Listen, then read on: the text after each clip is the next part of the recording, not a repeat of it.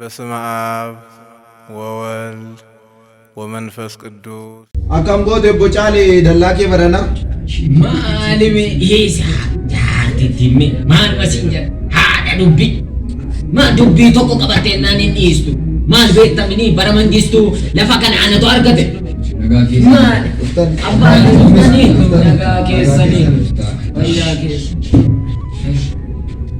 ነገለጋ የሩንስ ዴንቲ Makaba kalima kanafura gurgulu waka tokko amin abunku kamjurtu galata waaqayyo amin galata sajenne akkasa galateeffan fagorras bakka garaagaraati roobi qulqullummaa isaa kanatti walitti nu qabe maqaa waaqa keenyaa kan kabajame kan ulfaate nuuf haa ta'u amin maqaa isaa waamnee maqaa ishee kan hin dagan haadhi keenya qulqulleettii duroo maariyaamiin Umaan meditti uumamtootaan walitti maqaan ishee kan kabajame kan ulfaate nuuf haa ta'u. Ameen. Ergamoota toloota yeroo nuun baanu yeroo nuun galu nu beekan kadhannaa isaaniitiin waaqa biraa dhiifama nu kadhatan maqaan isaanii kan kabajame kan ulfaate nuuf haa ta'u. Ameen. Har'a akka fedhaaf eeyyama waaqayyootti kan waliin barannu isin teessanii kan dhaabbadhee kan waaqayyo nu barsiisu hundee Maatewos boqonnaa 18 lakkoofsa 3 irra kan jiru ta'a. Innis deebitanii akka daa'immanii ta'uudhaa yoo baattan mootummaa waaqayyoo hin galtanii kan jedhudha. Egaa gooftaan keenya fayyisaan keenya Yesuus Kiristoos kan inni itti jecha kana dubbate duuka bu'oon bartoonni isaa gara isaatti dhiyaatanii yaa gooftaa mootummaa abbaa keessa samii nama akkamitti toluu danda'a jedhanii yeroo gaaffii gaafatanitti innis mucaa tokko waamee gidduu isaanii dhaabee dhugumaan isiniin jedhaa deebitanii akka daa'immanii ta'uudhaa yoo baattan tasuma mootummaa waaqayyoo hin galtanii jedheen. Egaa gooftaan keenya daa'imman fakkeenya fudhatee yeroo nu barsiisu daa'imman naannoo tokko bakka garaagaraatti waliin ni taphatu bakka garaagaraatti walitti dhufanii ni taphatu. Yeroo taphatan kanattis sababa adda addaatiin walitti bu'u. Yeroo walitti bu'an kanattis wal dhiisuu illee danda'u wal rukutuu danda'u. Garuu daa'imman haaloo hinaaffaa walitti hin qabatan dhiifama walii godhanii irra walii darbuudhaan tapha isaaniitti dhufu. Gooftaan keenya fayyisaan keenya Yesuus Kiristoosis yeroo duuka bu'oota kana barsiisu akka daa'immanii ta'aa yeroo jedhu biyya lafaa kanarra yeroo jiraattanitti sababa adda addaadhaan walitti bu'iinsi dhugatii ta'ee fi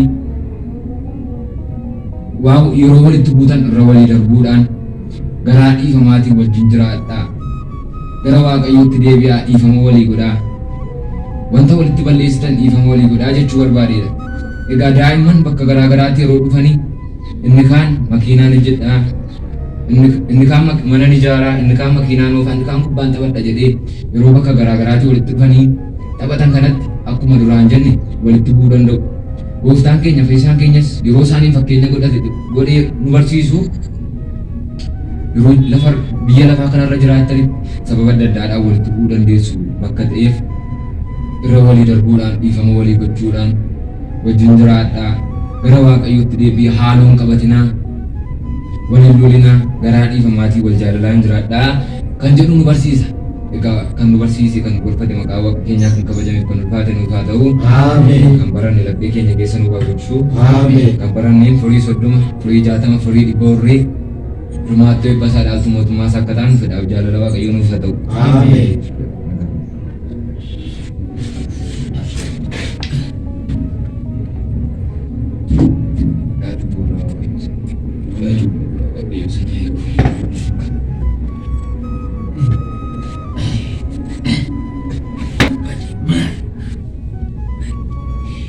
Ani kan hin jedhu abbaatiin har'a barumsa isaan barsiisan ani dhaladhee barumsa akka kana baradhee ijoollummaa kootti nageesse maali jetta gaafa mana ijaaru yaada koo fudhate achi deemee jedhama. San ijoollummaa kootti akka sana kubbaa gangashuu jabuu fuuldura fidanii barumsi isaanii baay'ee laphee koo na booji'eerana. Maali? Mootummaa waaqayyoo akka daa'imaa taanee galla taanaan rakkina maalii qaba? Akka ijoollummaa keenya ta'uu baannaa? Rakkina maalii qaba kun? Maaf akkasiin goonu mana koo fuuldura meedaa isa jiru irratti ganama barii wal agarree maaf hin taphan maal taare Yaada qonjoo. Yaada xuruu fidee obbo Tamasgeen. maal akkas ganamumaan walaa garra Tole. waliidha kun Walii dhagaa. Haa ta'u. Wal dabarreera. Haa ta'u. Kanatti immoo ulfaateera. maali mootummaa waaqayyoo galuufi Kadaa'imaa ta'a. Mootummaa waaqayyoo galuufi. hambadee Akka daa'imaa. Tani. mootummaa waaqayyoo galuuf moo Maali. kanatu ulfaataare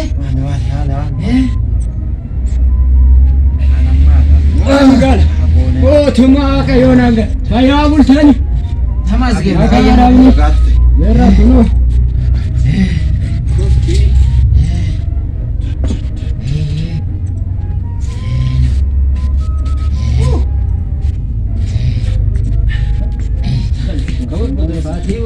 Dhuftee?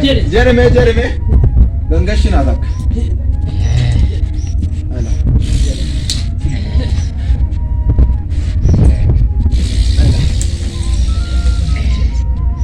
Kana wayya. Ana moo. Namni akka duriidhaan ta'e anoo. Humna durii san jedhama.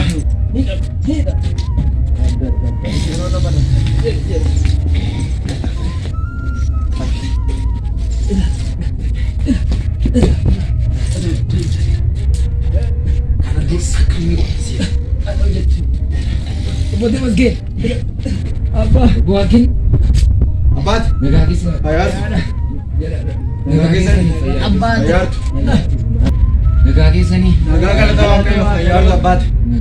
nagaa kan rakkina jira maal taatan maaliif jecha artu Akka ijoollee taa'arraa taphachuu dhuftanii isinis abbaatu.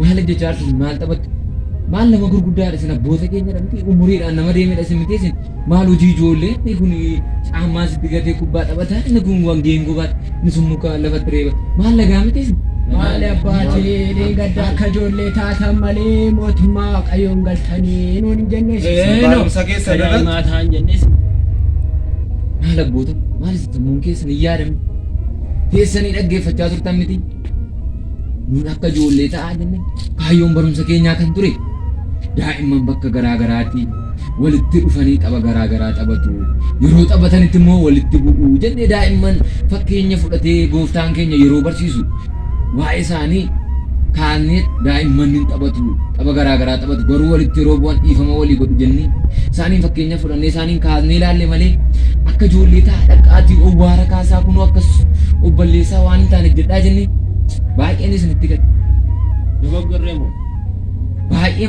baay'ee malee isin akka daa'immanii ta'aa kan jedhu bichaa dhaggeeffattan isa qofa qalbeeffattanii jechuudha nuti koo kan waliin baran daa'imman dhiifama walii godhuu jennee waa'ee daa'immanii baay'inaan akkuma amma isinitti hime kaannee ilaalee ture jireenya keessan keessatti wantoonni nama dogoggorsan baay'eetu jiru dhiifama walii godhaa irra walii darbaa jiraadhaadha akka daa'immaa dhaqaatii wanta garaa garaa wanta nama gurguddaa irraa ni eegamu daa'imni bara kanaaf dhiisetti wanta akkasii jechuudha maal isin abboota kun nama gurguddaa namoota waan akkasiitti hin deebiina yeroo barumsis barsiifamu ta'a qalbeeffadhaa dhaggeeffadhaa. Abbaat dhiifama nu godhan. Waaqayyoodhaa cubburraa sinaa Ameen. Waaqayyoodhaa cubburraa sinaa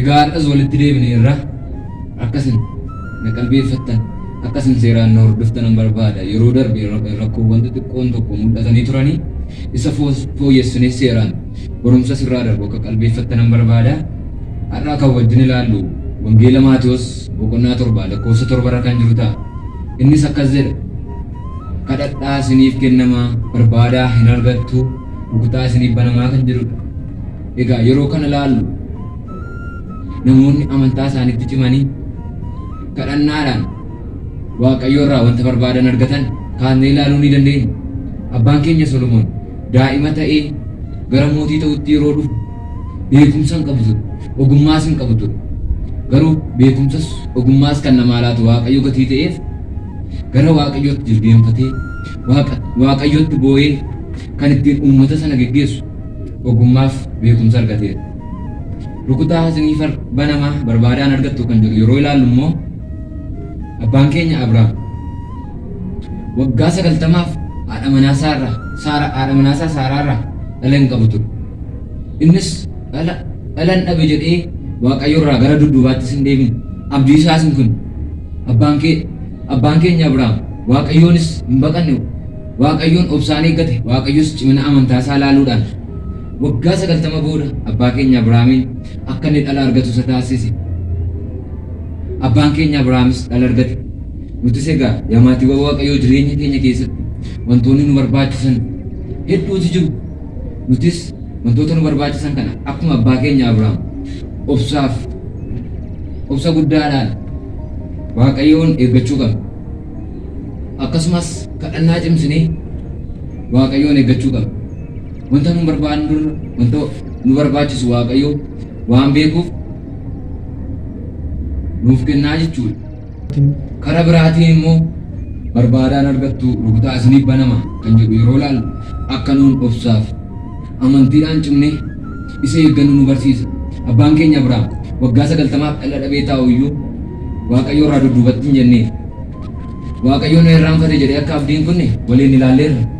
Egaa nutis amma Waaqayyo rakkoo keessa keenya jiruuf furmaata nuu laatutti cimnee obsinee eeggachuun nurra jira jechuudha. Kan nu barsiise maqaa Waaqa keenyaa kan galatoomu kan ulfaate nuuf haa ta'u. Kan baranne laphee keenya keessa nuuf hawwishuu.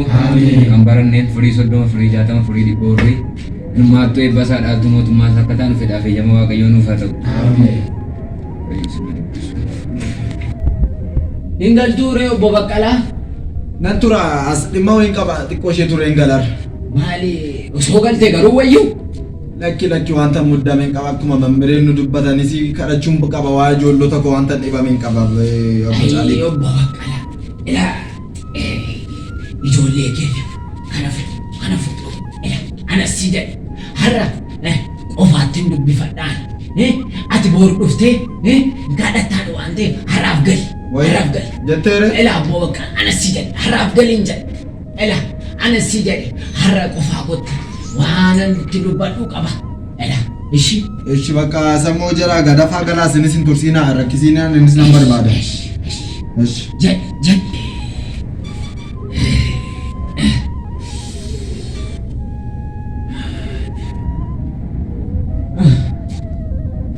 Maqaa Abbaa Ilmaa Hafuura Qulqulluutiin Gooftaa ko Abbaa ko Mootii ko ammas dabale Gooftaa ko waanan si mariisi waanan si kadhadhu qaba kunoo dubbicha akkasi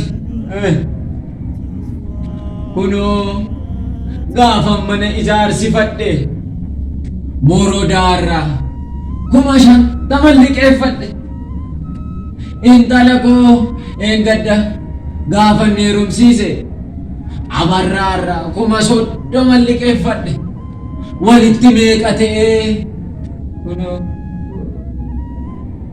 8,000 abbaa koo eessaan fida re'anoo 8,000 kan eessaan fida kokkee kona qabe na rakkise abbaa ko naalaa dhuka gooftaa ko maaloo naalaa dhuka gooftaa ko siifoo 8,000 xiqqoodha maaloo gooftaa ko naalaa dhuka abbaa ko gooftaa ko meeluruu rukutuu laata abbaa ko naalaa dhuka gooftaa ko maaloo naalaa dhuka 8,000 listi baay'atee kunuush siin mirrisi 40 qofa naalaa kunillee siin dadhabamu abbaa ko naalaa 40 qofa isa kaanillee ittiin guuttadha maaloo gooftaa ko naalaa dhuka abbaa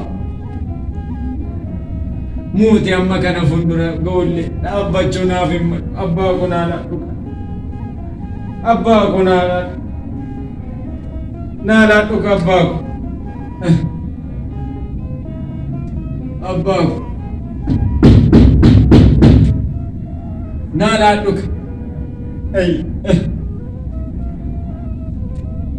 haa ta'u kunoo si hin hir'ise ammayyuu kuma diddama qofa naanan kan biraan barbaadu kuma diddama qofa maal abbaa ko naanan ishee makan maaloo gooftaa ko naa laadhuka gooftaa ko abbaa ko naa laadhu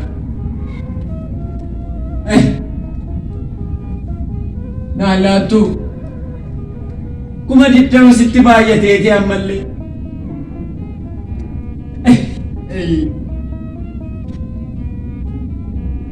haa ta'u bakka kuma kudhan illee naa laadhu kan biraa dhiise kuma kudhan qofa saqaaniin dhiise naa laadhu ka abbaa kuma kudhan qofan jedhe kan biraa dhiise kunoo naa laadhu waaqayyo naa laattu waaqayyo kuma kudhan qofan qofa kan biraan barbaadu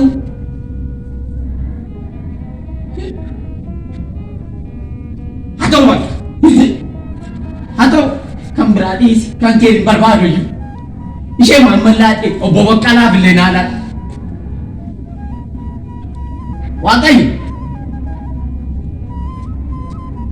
waaqayyo ishee mamma baasee ciisii makoo keessaa illee naa laadhu hin jedhe naa laattu waaqayyo naa laattu anu si kadhachuun balleessa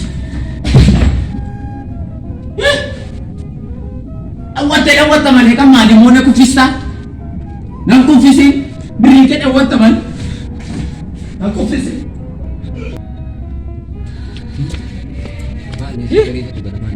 jirtuu isin nagaa maali jira maalis nama guddaadha jennee siin kabajneenna akkam maal jechuu keessa nunillee nu kabajanii maal anallee dhiisa warra kaaniinillee abboota keessa mini akkam gaafa jettaniidha allama gaafa nu sobdan jalqaba irratti daa'imman taatan malee mootummaa waaqayyoon seentanii jettan nuno daa'imman akka daa'immaa ta'anii kunoo mootummaa waaqayyoo galla jenne osoo haasofnu lakkii sirrii miti hubannoo keessan sirreeffadhaa nu jettan ishii tole jenneen sirreeffanne amma immoo kadhadhaa sinii laatamannaan kunoo alme sa'aatii meeqa dhaabbadhe maalini maal akkam gaafa yaaddaniidha gaafa nuyi ilaaltu fuula bal'annaayi maal jechuu keessan isin nama guddaa miti dhugaasaan naasoftanii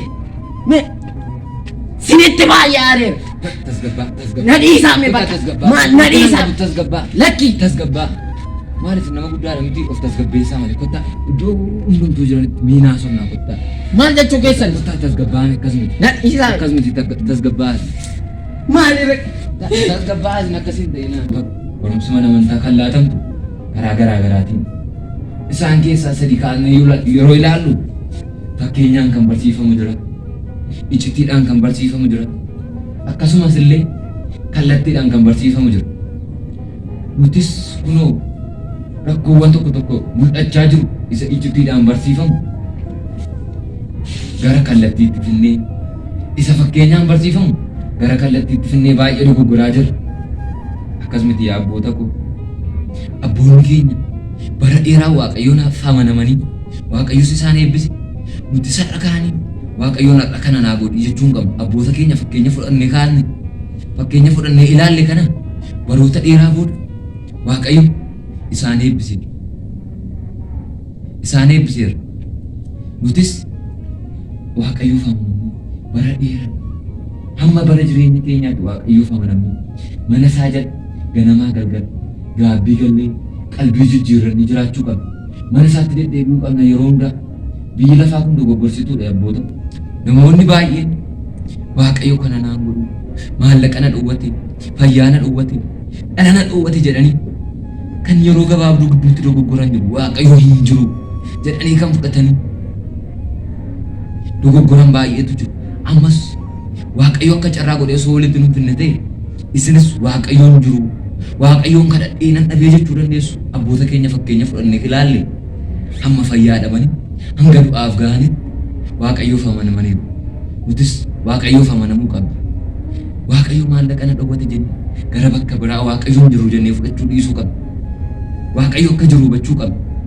Waaqayyo abboota keenya fakkeenya kaanii ilaalle yoo hanga qofaatti iyyuu hanga fayyaa dhabutti qabeenyi isaarraa fudhatamee Waaqayyoon hin ganin Waaqayyoon osoo hin ganin bara baay'eef jira hanga fayyaa dhabutti nutis taanaan hanga du'aattis ta'u Waaqayyoof amanamnee jiraachuu qabna. Yaa abboota koo dogoggoruu hin qabnu. Hamma dhumaatti Waaqayyoof amanamnee mana isaa jala ganamaa galgala deddeebinee kadhachuu gaabbii galuu qabna malee wanta xiqqoodhaan dogoggoruu Waaqayyoon ofitti gaddisiisuu hin qabnu yaa abboota koo. Akkasumatti biyyi lafa deebi'een isiniin jedha hin dogoggoriin barumsa mana amantaatii laatamtu jalqabaati hanga xumuraatti hordofaa kan barattanis firee buusaa hanga dhumaatti jalqabaati hanga dhumaatti hordofaa malee jecha tokko qabatanii hin dogoggoran. Adaraa yaa abboota koo akkasumatti dogoggorsituudha biyyi lafaa koo. Abbaa hubannaa dhabuudhaan anatu dogoggore amma garuu bareera akkaataa barumsitti baratamu maaloo dhiifama naa godha. Waaqayyo dhiifama si Waaqayyo dhiifama si Waaqayyo dhaabuu boorasi Waaqayyo dhaabuu boorasi Waaqayyo dhaabuu boorasi Waaqayyo dhaabuu boorasi deddeebi'aa baradhaa deddeebi'aa gara Waaqayyootti deddeebi'aa kan